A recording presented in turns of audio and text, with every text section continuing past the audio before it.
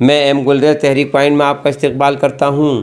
ناظرین، ایک طویل جدوجہد کے بعد، انگریزوں کی غلامی کا طوق اتارنے کے بعد جب یہ ملک آزاد ہوا تو ہر مذہب و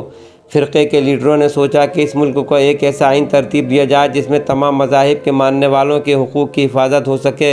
اور ایک دوسرے کے جذبات کا احترام ہو سکے، کیونکہ ہندوستان ایک کثیر المذاہب اور کثیر اللسان دیش ہے۔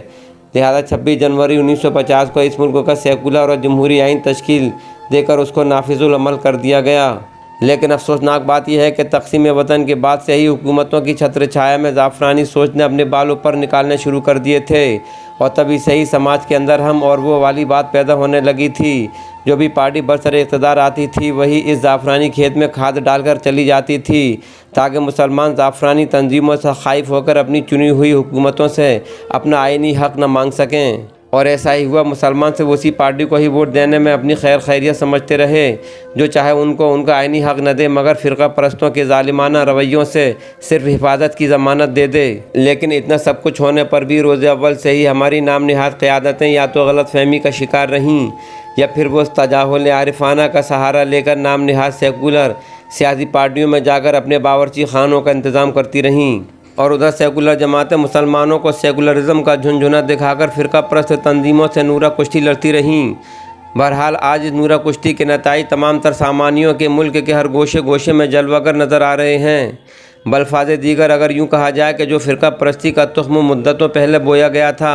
آج اسی سے پیدا شدہ درخت پر کڑوے کسیلے پھل اپنی بہاریں دکھا رہے ہیں۔ یہی سبب ہے کہ آج علل اعلان جو مسلمانوں کے خلاف نفرت کا مظاہرہ کیا جا رہا ہے وہ اتفاقی نہیں ہے یا کوئی حادثاتی نہیں ہے،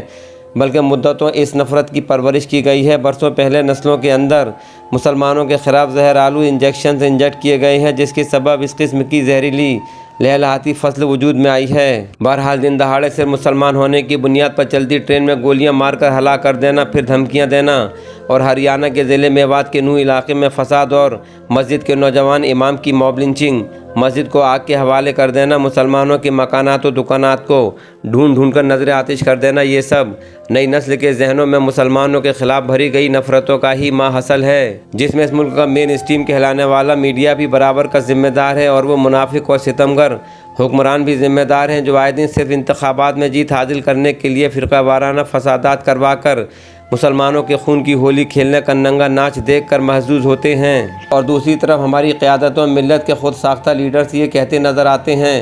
کہ حکومت ملک میں لوک سبھا کے انتخابات کو نظر میں رکھتے ہوئے ایسے فسادات کروا رہی ہے، اور جب الیکشن قریب آتے ہیں تو ایسا ہوتا ہی ہے، کیونکہ اب یہ 2024 کے انتخابات کی تیاری چل رہی ہے۔ لہذا ناظرین، فطری طور پر یہ سوال پیدا ہوتا ہے کہ کیا آزادی کے بعد سے ہی مسلمانوں نے ہی انتخابات کو کامیاب کرنے کے لیے اپنے خون کو بہانے کا ٹھیکہ لے رکھا ہے؟ کیا انگریز حکومت سے ملک کو آزاد کرانے کے لیے ہمارے بزرگوں نے اپنی بیش بہا قربانیاں اسی لیے پیش کی تھیں؟ کیا حکومت سازی کے لیے ایسے ہی مسلمانوں کا خون بہانا شد ضروری ہے؟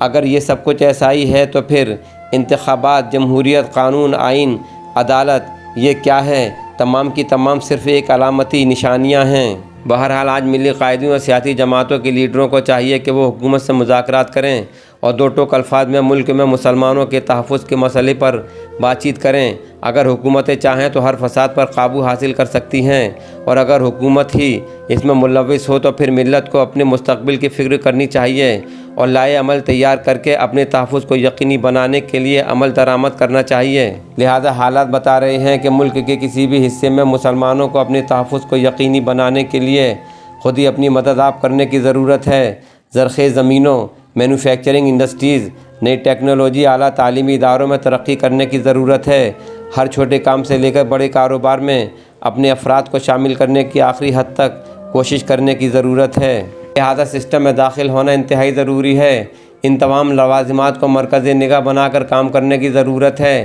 ورنہ مستقبل کی تصویر بہت ہی خوفناک نظر آتی ہے۔